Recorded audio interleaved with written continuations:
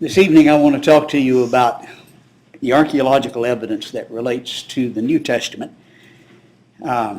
Certainly not the archaeological evidence in terms of a complete rendition.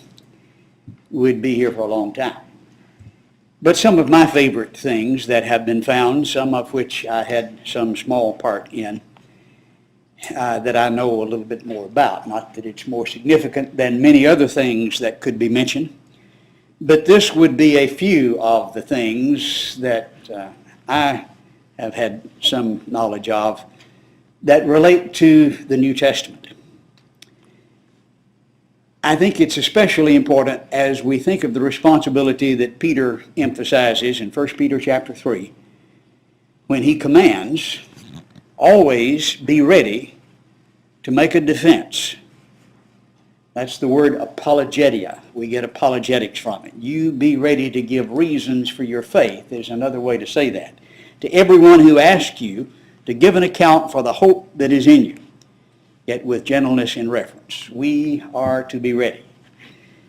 To those who believe the Bible, to those who don't believe the Bible.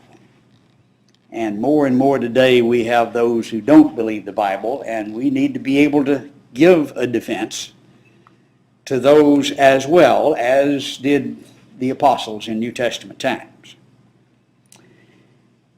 Let's move quickly into examples of it. One of the most dramatic and latest exciting examples of such evidence is here shown on the front page of Biblical Archaeology Review.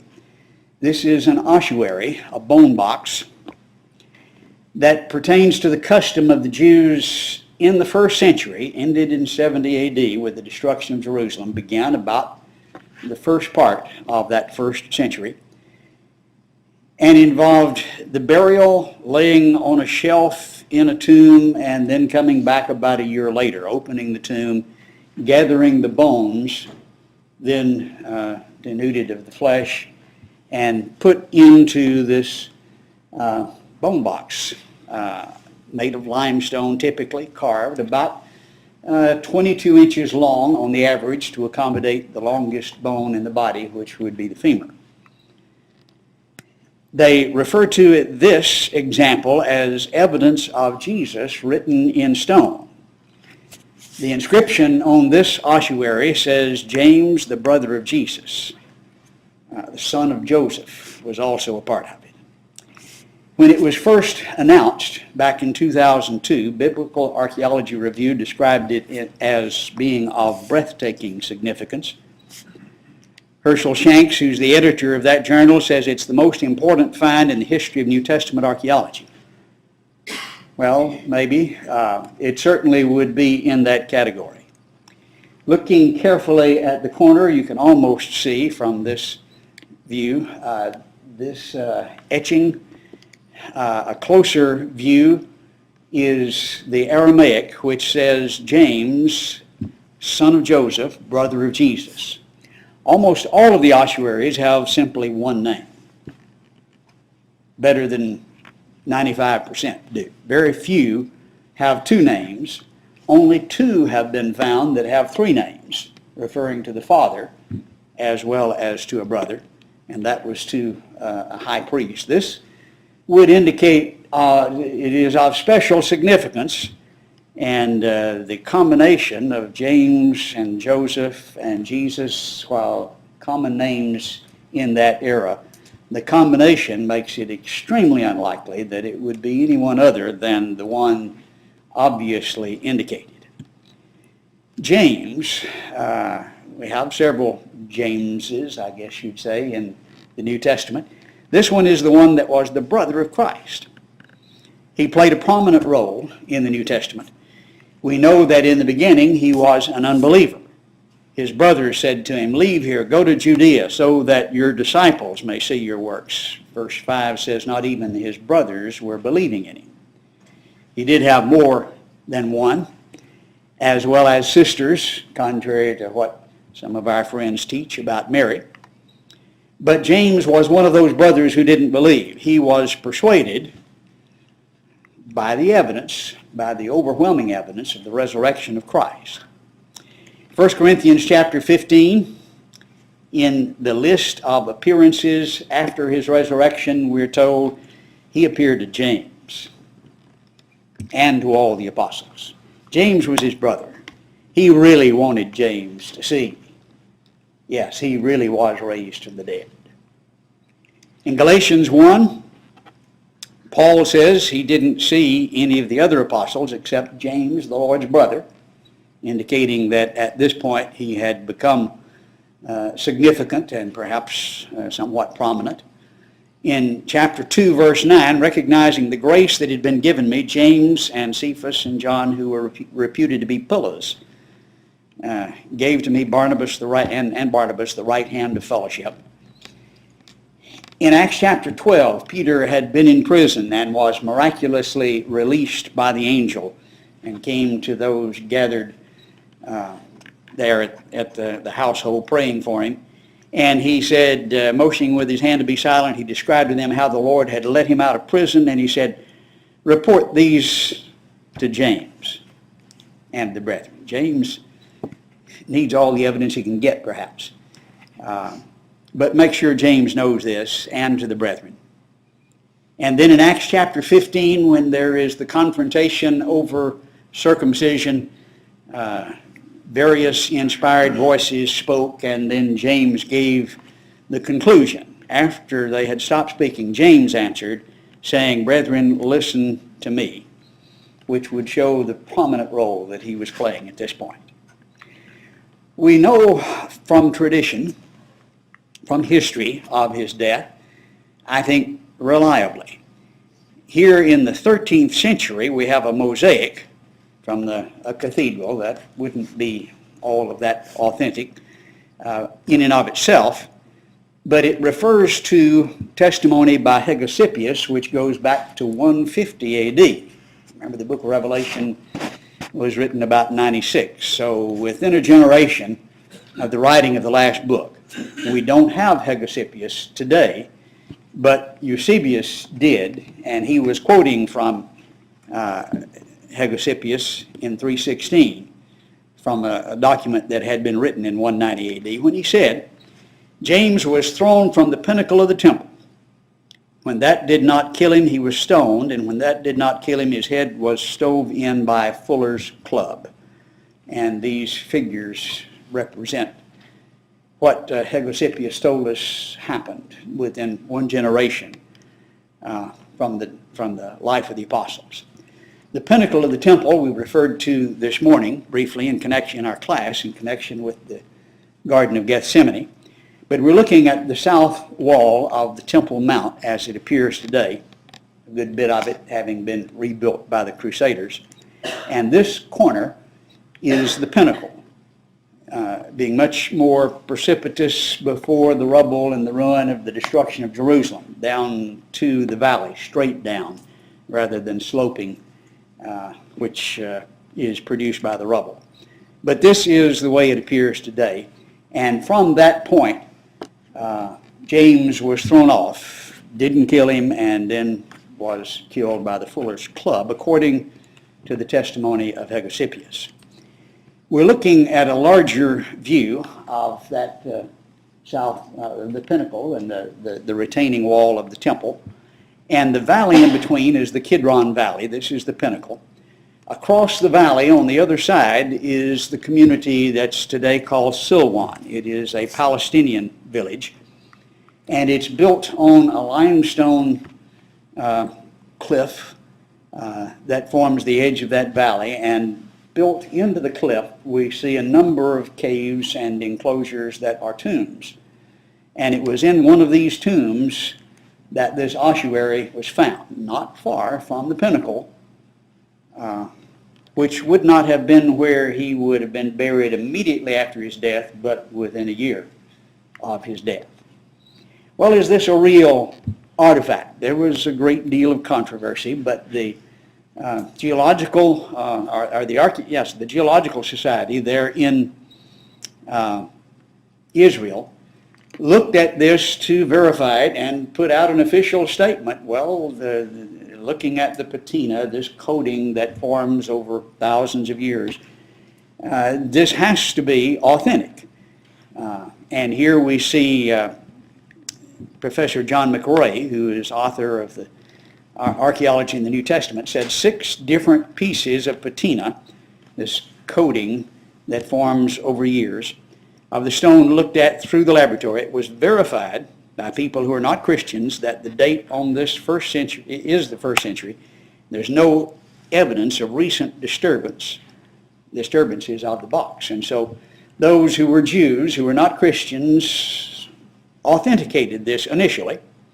In fact, Eric Myers, who's professor of Judaic Studies, director of the graduate program of religion at Duke University, said, "I have no question that it is an ancient artifact from the first century." However, as the implications began to sink in and people began to realize just what this means, direct evidence of James, the brother of Jesus, there began to be a good deal of opposition. And the Dallas Morning News reported the action by the official archaeological body in Israel, saying that this was not real. They found evidence of fraud, we're told. That wasn't from scholars, it was from those who had no expertise in the area. And they came up with some 15 witnesses and brought charges against the one who was the one who possessed this. We need to put this in the context of archaeology in Israel. It's dominated by the minimalist, fancy term that's given, that's usually describing atheists who are viciously opposed to the Bible. We're familiar with that in this country, and it is true also in Israel. Without archaeological proof, it's just not so. The absence of evidence is proof that it didn't happen. I don't think the absence of evidence proves that. Then there are those that I'll call the elitist, or that's typically the way they're described, and they have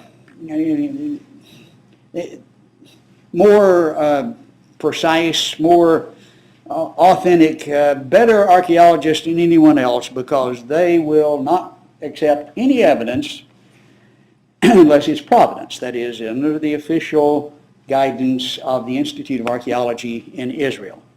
Of course, the embarrassment to such a position is the Dead Sea Scrolls, the most famous find of all, and it was not providenced. But that's their position, and really it's an excuse to deny evidence. All of that's exacerbated by the hatred between the Arabs and the Jews, especially on the part of the Arabs, I will say. It's been my experience. This is the context in which this battle is being fought. But the owner of the ossuary was charged with forgery and then endured a 7-year trial together with another friend of his who was also charged with forgery. The verdict was just handed down March 14th of this year, not guilty. And reported here in Biblical Archaeology Review, the forgery trial of the century has concluded in a Jerusalem courtroom. Defendants have been acquitted of all major charges. And then we find the conclusion, reported of all places in the Wall Street Journal, the James ossuary is what it seems, the earliest recorded reference to Jesus of Nazareth.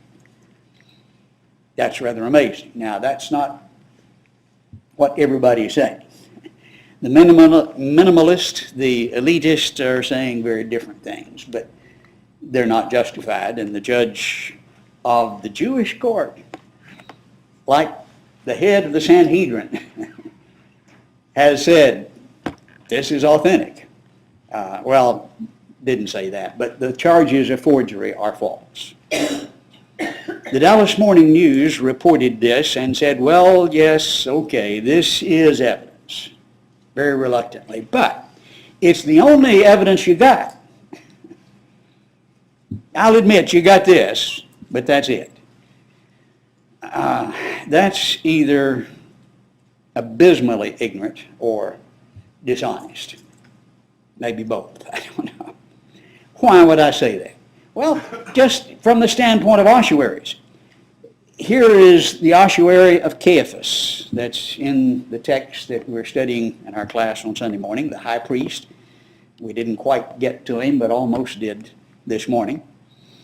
This was found just recently, 1961, outside of Jerusalem. We see the Temple Mount, the mound in the center there. We're out on the edge of town. They were actually excavating to build a water park, water slides, and they found tombs that they didn't know about. Here the map shows the location of the Caiaphas tomb. It looked like this. The rocks were hewn out. This is consistent with the practices in the first century of burial. This ossuary had a name carved on the end of it, and it was Caiaphas, and very ornate. The ornateness of it would indicate this is a very important person. And even the elitist and the minimalist have acknowledged, well, yes, this really is the tomb or the ossuary of Caiaphas. Then in 2011, June 29th, the granddaughter of Caiaphas, her ossuary was found, and that likewise has been acknowledged by the Israeli Department of Antiquities. Traveling through Houston year before last, in the Houston Museum was the display of the Dead Sea Scrolls. Included was another ossuary that has been found recently that has inscribed on it the son, or Alexander, who was the son of Simon of Cyrene. Well, we recognize Simon of Cyrene as the one who carried the cross of Christ. And in the text, in Mark chapter 15, we read of Simon of Cyrene, the father of Alexander. Well, that's the name that's on this ossuary, referring to Simon of Cyrene. Notice the statement that's quoted in Biblical Archaeology Review. When we consider how uncommon the name Alexander was, not Abraham or Isaac or Alexander, and to note the ossuary inscription lists him in the same relationship to Simon as the New Testament does, and recall that the burial cave contained remains of people from Cyrene, which is exactly where he's supposed to be from. The chance that Simon on the ossuary refers to Simon of Cyrene mentioned in the Gospel seems very likely. I think that's a very conservative statement. But we have all kinds of evidence. Here are three ossuaries. The one they reluctantly acknowledge after a 7-year battle is not the only one, and certainly not the only line of evidence. We're familiar, of course, with the story of Pilate and his treatment of Christ, that Pilate washed his hands, supposedly removing any responsibility that he had, and gave Christ over to be crucified, sealing his reputation of infamy. Is this a real story? Can we verify this? Well, historically, the answer would have to be yes. He is attested by Josephus, a first century historian who describes him in detail, by Philo, a first century Jewish philosopher, and by Tacitus, a first century Roman historian. They all mention him rather prominently. But archaeological evidence of Pilate was missing until 1961, when at Caesarea Maritima this inscription was found. It was actually being used as a step, and many inscriptions that are found in the New Testament are stones that were reused after the original setting was destroyed, and they took that stone and used it for some other purpose. But now then, this second building where this stone was used was being excavated, and sure enough, there is the inscription found. It says, Tiberium Pontius Pilate, the Perfect of Judea, which is the official title of Pontius Pilate. How do you say this is a fictitious character? There's in stone the record, together with the historians who testify. In Matthew chapter 2, we read of Herod the king. This is a prominent figure in the New Testament. And if you're going to say these are fictitious stories, you're going to have a really hard time with Herod, because he left an indelible imprint. This, according to the representation of the artist of the time, is how he looked. We see coins that commemorate with his likeness on it. You remember the story in Matthew chapter 2 that he tricked the wise men and then killed all the children in and around Bethlehem who were 2 years old and under. This was not a good man by any means. Where do we have record of this? Well, the records were destroyed as an act of disgust toward him. His name they attempted to wipe out because he was a terrible individual. But fairly recently there was discovered what's been called the Chapel of the Innocents. Under a building of worship, a synagogue, are literally hundreds of baby skeletons. Now how and why would that happen? Unless somebody's out killing babies. We might understand that today, though these are not unborn children. These are 1 to 2 year old children. I think, and it does date to the first century, and I think we found evidence of exactly what happened under Herod. Herod has been described as a megalomaniac because of the tremendous efforts to build and to leave a memorial to himself. The temple that was destroyed by the Babylonians was restored by Ezra, Nehemiah, and probably looked something like this. Then during the Hasmonean period, the period between the Testaments, that was elaborated upon. Other buildings we know were put there. And then the latter part of the Hasmonean period has a rather large extension. But that's nothing compared to what Herod did. We see here in the green section that put the Solomon's porch, the porticos, all of the elaborate dwellings, and then we see over here on the left-hand corner, forward left-hand corner, that Antonio fortress we mentioned this morning where the Roman soldiers now live. They have an official place there with the temple.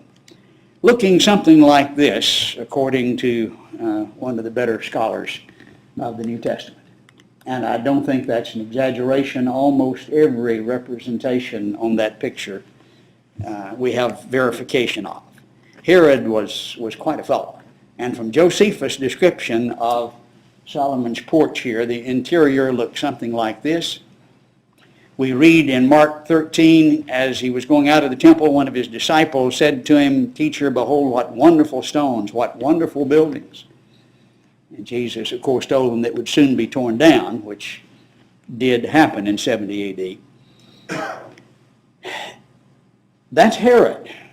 He's real.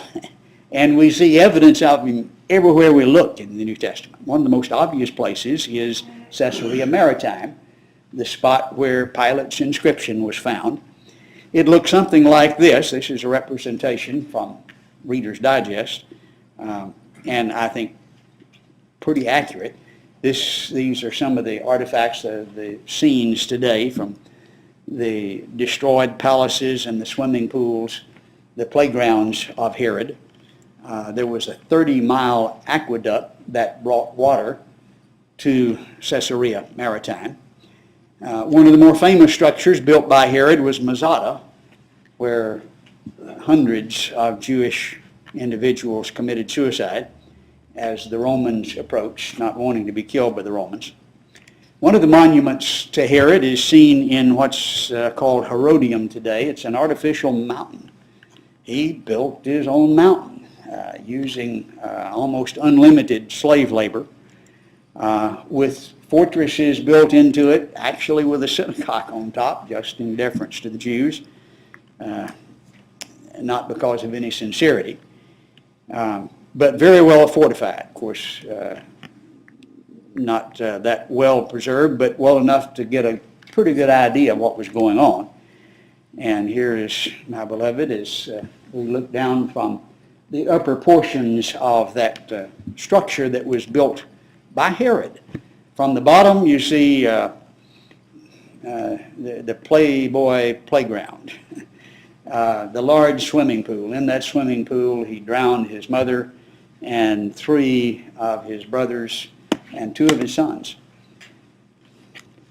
Not a nice fellow. From the ground, from the air, you can get an idea of what we're talking about. Josephus had an interesting description from Herodium. He said there were 200 steps of the purest white marble that led to it. That is his tomb. He built a tomb ready to receive him when he died. Its top was crowned with circular towers. Its courtyard contained splendid structures. Well, of course, history records that when he did die, they didn't honor him as he had planned. In fact, he had ordered that 200 of the leading aristocrats of the Jewish society be killed the moment that he died, so that somebody would cry in Israel when he died.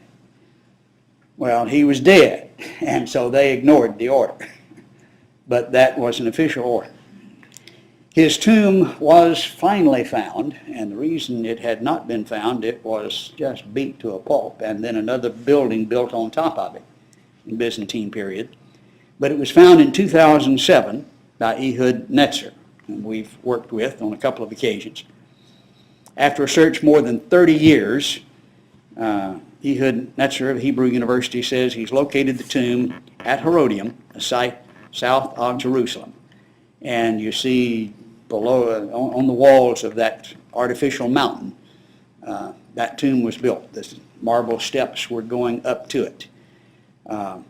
There was a very elaborate sarcophagus that they have put together in detail. It had been beat to pieces. It was in hundreds of pieces. They had a jigsaw puzzle. Why do you think this beautiful, ornate structure was beat to pieces? They didn't like him, and they wanted everybody to know that. His grandson was Herod Agrippa I. We read of him in Acts chapter 12. He put on royal apparel. Josephus says it was sparkly. We won't relate that to some of the styles that we see worn today, but anyway, he was trying to show off and actually at this point making claim to be divine. Took his seat on the rostrum, began to deliver an address, and the people kept crying out, "The voice of a God and not of man." And immediately an angel of the Lord struck him because he did not give God the glory and was eaten by worms and died. This is Herod's grandson. This is what he looked like according to the artist who did his bust. We have a stone, that is a coin also, that records his likeness. And the statue kind of looks like something's eating him, doesn't it? Not in a good humor. Moving on to his great-grandson, we have Herod Agrippa II, that we read about in Acts chapter 25. When several days had elapsed, King Agrippa and Bernice arrived at Caesarea, paid their respects to Festus. We have numerous coins that record the name Herod Agrippa II, which is the way he's described in Acts 25. I think that was a real person. What do you think? There's evidence of that. In Matthew 22, we find reference to a coin and the image of the emperor on that coin as they were asking Jesus about paying tribute to Caesar. And he responded saying, "Whose image and inscription is this?" And they said to him, "Caesar." They were referring to the Emperor Tiberius, who was the only one whose image was on a coin at that time of a denarius. He said, of course, "Render to Caesar the things that are Caesar's." This is his, and you pay tribute to him. This is the coin. We have numerous examples of it, and I guess we won't have Zenda stand up and model, but she's got one on a necklace around her neck tonight. If you want to see it after services, you can look at it up close. That's the coin that Jesus held. Whose image is this? That's Tiberius Caesar. How do you not deny the reality That just one thing after another verifies what we're seeing in the New Testament. In Acts chapter 13, Paul and Barnabas were traveling on what's sometimes called a missionary journey. They traveled to Cyprus. Verse 6 says they went on the island as far as Paphos and found a certain magician, a false prophet. Name was Bar-Jesus. And then the proconsul Sergius Paulus, a man of intelligence or nobility. This man summoned Paul, Barnabas, and Saul and sought to hear the word. And of course did respond. Verse 12, he believed when he saw what had happened. The miracles that had been performed, was amazed at the teaching of the Lord. And of course skeptics have said, well, this is just a story that's made up to give credibility where it didn't exist. Here's a prominent man that believed. Well, but it's just made up. Well, it wasn't long ago, just actually about 15 years ago, just outside of Paphos, the city referred to, we find this inscription, and by the way, another one similar at Rome, where he came from. And it refers to Sergius, not Sergius, that's obscured, but Paulus, who is the proconsul. They had also derided the concept of proconsul. Who ever heard of a proconsul? Well, we have now stones that verify that was what the office was called, and that Sergius Paulus, whom history records as well as archaeology, both at Rome and just outside of Paphos. On the first missionary journey, they went from Cyprus, then to Corinth, and began preaching there, and of course helped establish the church. Romans was written from Corinth, and in Corinth, writing to the Romans, Paul says, Gaius, host to me and the whole church greets you. Erastus, the city treasurer, greets you. And Quartus, the brother. And again, skeptics have said, what would the city treasurer do? Being converted to Christ, this is something they're just trying to use to give credibility, denying the reality of it. But among the ruins that have been found at Corinth in recent years is this stone, a pavement stone.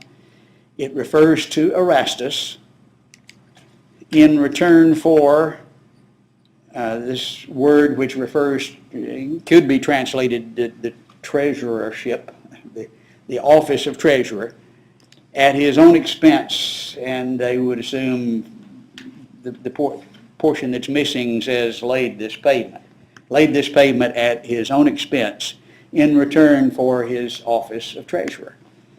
There's the name. It dates to the period that we see Paul writing in, the first century.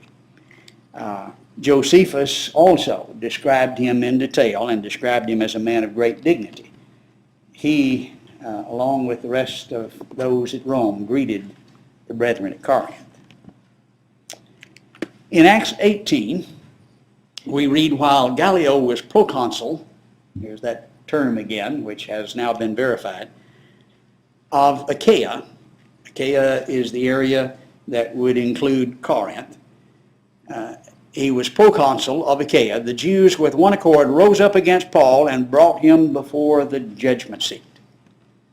Now the term judgment seat is a play on words in the Greek from two terms that sound alike. I won't try to pronounce them. But this is the judgment seat at Corinth, which is actually without contest. This is readily acknowledged to be the judgment seat. And here we find, well, it's kind of hard. You find this plaque that says judgment seat. That's the translation of it. And so it's pretty obvious that this is where the judges sat. This is the Supreme Court of Corinth, so to speak. Another scene shows the benches where the judges would sit, and people who were accused came here to the judgment seat. And we see the Acropolis in the background and places where the judges sat, then where those accused were brought.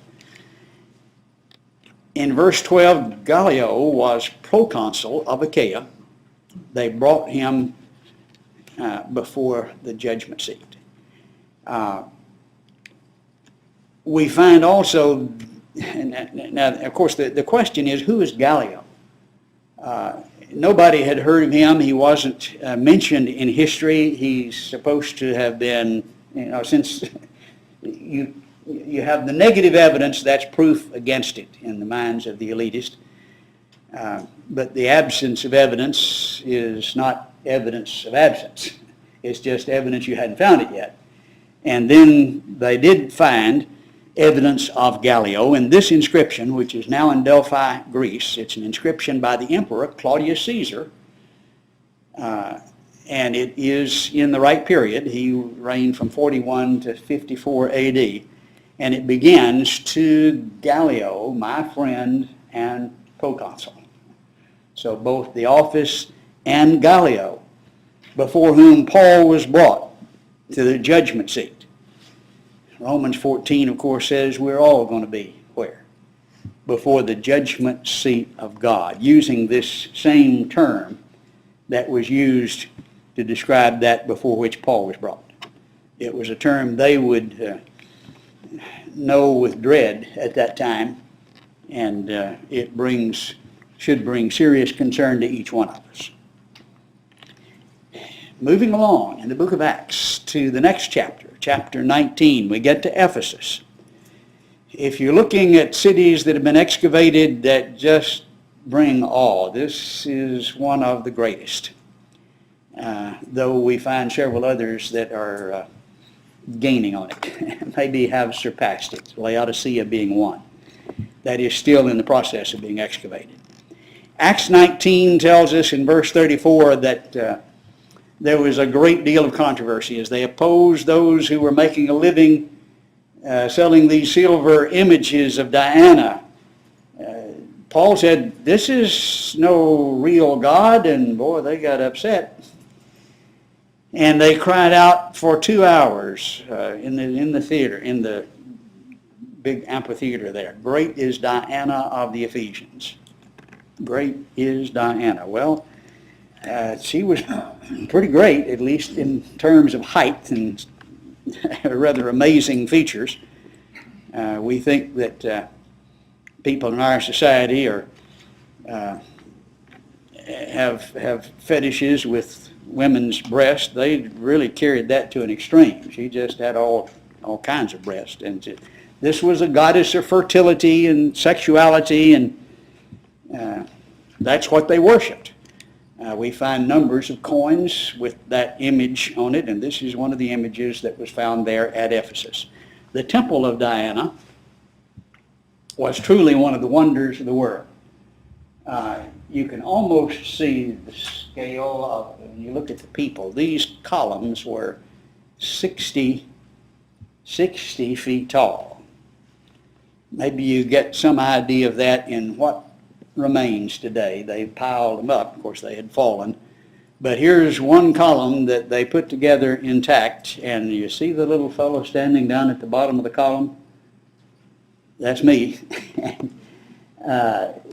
Pretty much dwarfed by the huge columns. I'm standing by the top and the bottom. They've left out the center because it wouldn't fit in the museum there in the Museum of Archaeology in Istanbul. But this will give you the scale of one of those 60-foot columns from the Temple of Diana. Verse 29 says, "The city was filled with confusion. They rushed with one accord into the theater and dragged along Gaius and Aristarchus, Paul's traveling companions." Well, they drug them along which street? This is the theater. Here is the main street. And that, I don't know whether you could still see the heel marks, but that's where they drug them, down that street that has been excavated and can be seen clearly today. There were shops along either side. And as you approach, you see more shops and some of the ruins laid out here before the theater. But the grandeur of it was awesome. It would seat about 40,000 people. And that's where they were shouting, "Great is Diana of the Ephesians." We're not making this up. Here it is. Here's the place. Here's the street they drugged them down.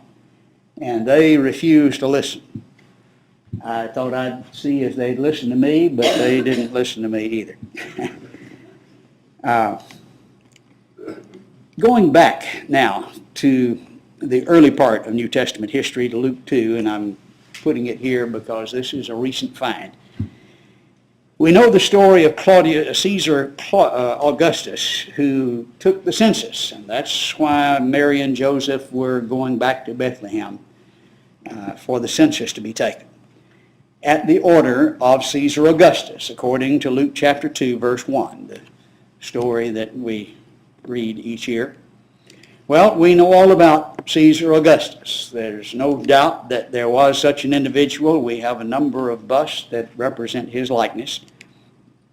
Verse 2 says this was the first census taken while Quirinius was governor. That would imply it wasn't the only census, but the first one that was taken while Quirinius was governor. There were others. Now, some have documented at great length another one that wasn't at the right time. And they say, see, it wasn't at the right time. But this passage clearly indicates that there's more than one.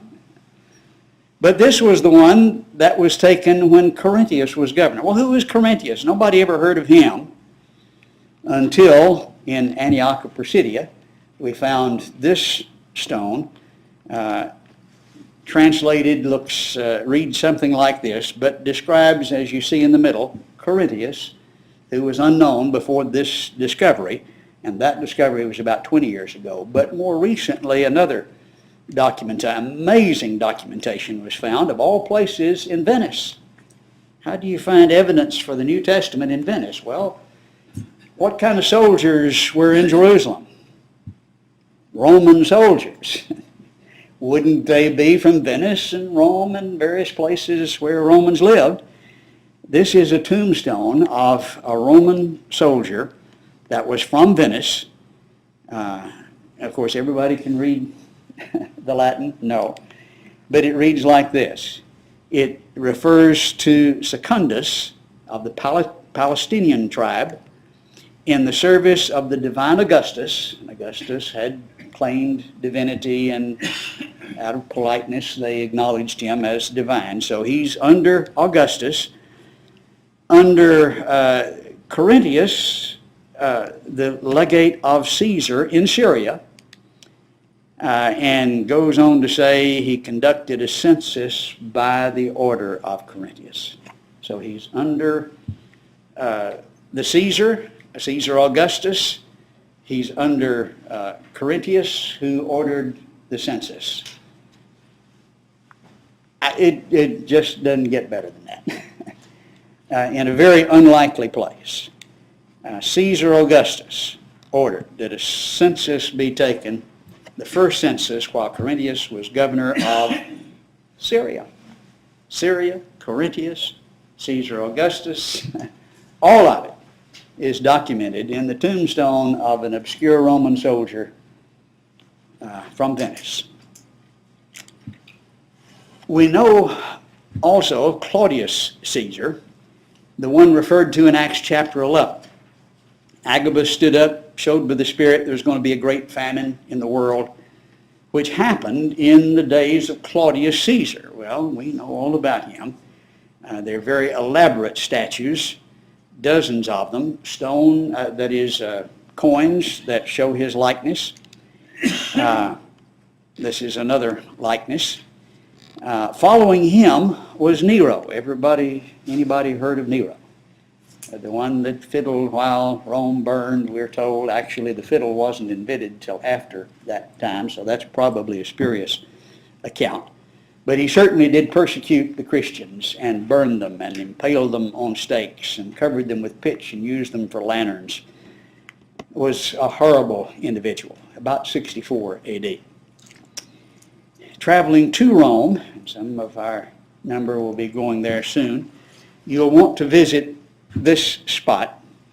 Now the upper portion is from a much later period.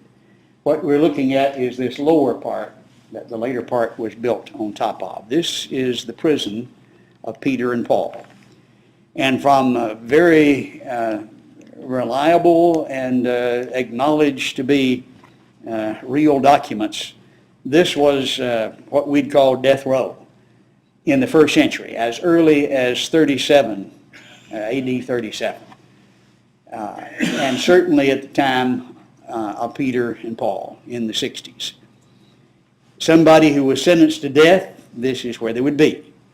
I have a friend who did his doctoral dissertation on this prison and some of those records, and documented that thoroughly. One of the things that he turned up was this woodcut from 225 AD depicting the inside of the prison. Now that's not quite as early as 37, but not far from the time. I think some things had been added. Perhaps the altar that we see here had been added by 225. The central section here in the middle hides a staircase that you can see going behind it. That was not there in the first century. It was added according to official records about 125 AD. This is the way it looks today, exactly as it did in the woodcut from 225 AD.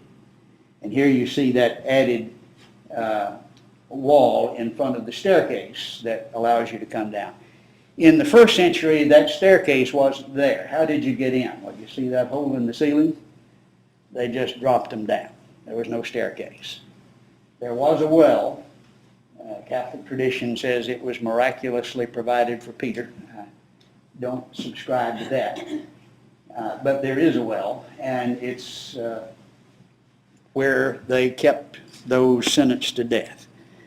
In this altar that was in the woodcut at 225, we see the upside down cross, which at least from 225 would verify the tradition that Peter was crucified upside down. The Bible doesn't record that, but history rather reliably does. He was going to be crucified. He refused to die the way his Lord did. He didn't deserve that, and so history indicates he was crucified upside down, is indicated then by this figure on the front of the altar, which is in the 225 AD woodcut. But you can go there today and look at that. Very few people go for some reason. They just flock at the Colosseum, and there are thousands of them. But you can stand here and get a picture all by yourself. I think it's an awesome place. It just gives chills to stand there and to know there's reliable evidence. It was from here that Peter and Paul were taken and were killed. Clement records Paul's death in 95 AD. Now, this is 1 year before the writing of the book of Revelation, within the lifetime and the writing of the time of the writing of the last book of the New Testament. He says Paul was beheaded outside of Rome at the 3rd milestone on the road to Ostia. He was there. He saw it, and he records his eyewitness testimony. This is the road to Ostia, and the building that you see in the background there is built at the 3rd milestone. And the stones that you see in the center here are the stones from that original road. He said he was beheaded outside of Rome, and the Catholics there have memorialized that spot and painted this horrible scene to remember Paul's being beheaded at the 3rd milestone on the road to Ostia. That 3rd milestone is there and has been preserved. This is the original. We read from Clement of Rome, weeping friends took his corpse, carried it for burial to the subterranean labyrinths, the catacombs.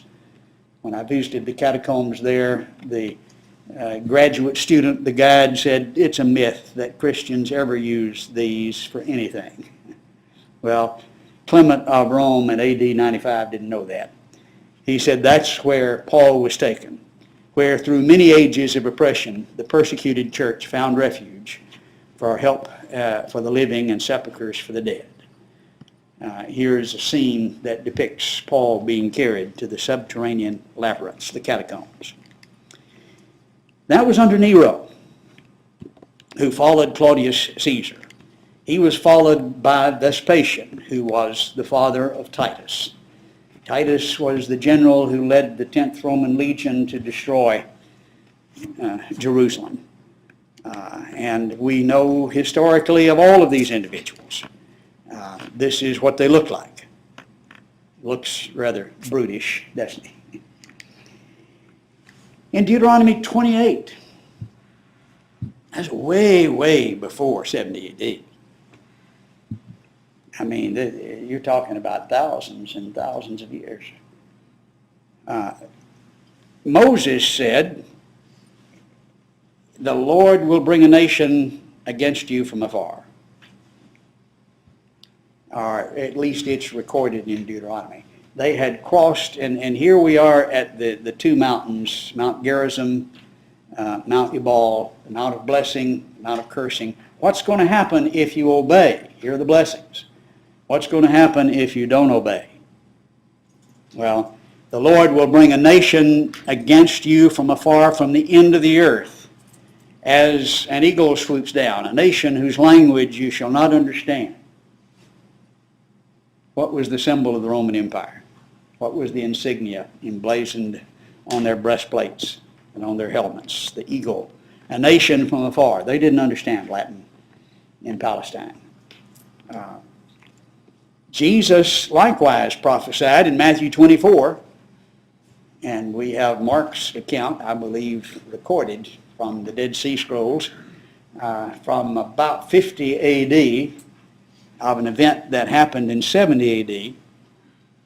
But Jesus said in Matthew 24, the disciples came out, pointed out the temple buildings to him. He answered and said, "Do you not see all these things? I say to you, not one stone here shall be left upon another which will not be torn down." These buildings are going to be destroyed. Moses said there's going to be a nation from afar as the eagle fly. It will destroy you. Jesus said, "For wherever the carcass is, there the eagles will be gathered together," in his description of the destruction of Jerusalem. He says it's that which was spoken of by Daniel, and Daniel spoke of that fourth world empire as he gave the image with the four different metals, finally the one of iron representing the fourth empire, the Roman Empire.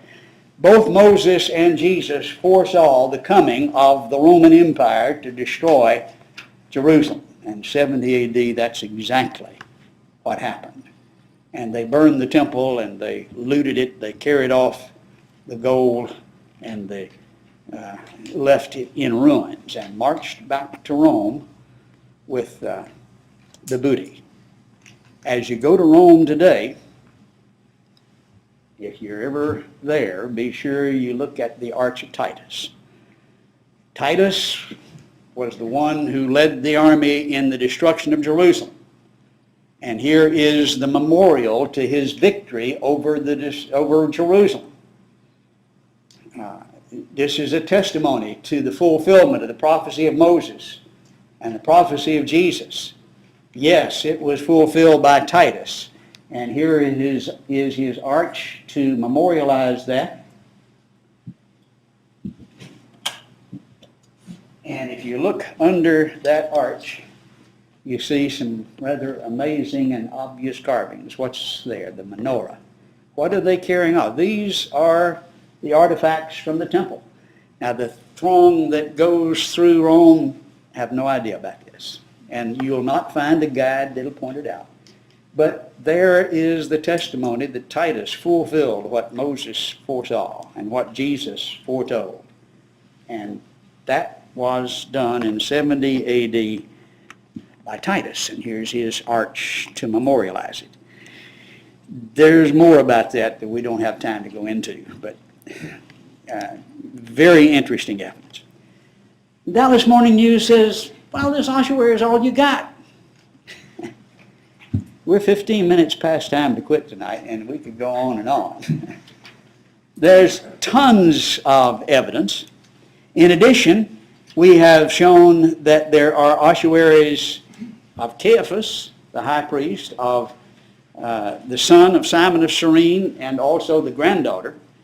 The monument naming Pontius Pilate, the many monuments to Herod the Great, the bust of Herod Agrippa I, the grandson, and then the great-grandson, coins from Agrippa II, image of Caesar on the tribute coin, the monument that names Sergius Paulus, the proconsul, Paphos, and then the pavement naming the treasurer of Corinth, Erastus, the theater in Ephesus, the images of Diana the Great, and then statues of Caesar Augustus and inscriptions naming Quirinius in Syria, from Syria and under Augustus, statues and monuments for Claudius, Caesar, Nero, Vespasian, and the Arch of Titus. But this ossuary is all you got. I'm sorry, I'm just going to have to call that a lie. There's just no excuse for saying something like that. How do you miss the Arch of Titus? That's verification of what we read in the New Testament. Peter says, be ready always to make a defense. We have ample defense, showing that it is simply not reasonable to say this was made up. We have verification over and over again, and we can give an account for the hope that is within us, from fulfilled prophecy, from eyewitness testimony, as well as from archaeological evidence dealing with the Old Testament and with the New. If you're here this evening and haven't obeyed the gospel, you are without excuse. The evidence is overwhelming. Honest souls say that has to be true, and they respond with conviction, with faith. And we encourage you to do that this evening, confessing your faith, repenting of your sins, and being baptized into Christ. If you've wandered away, come back while we stand and sing.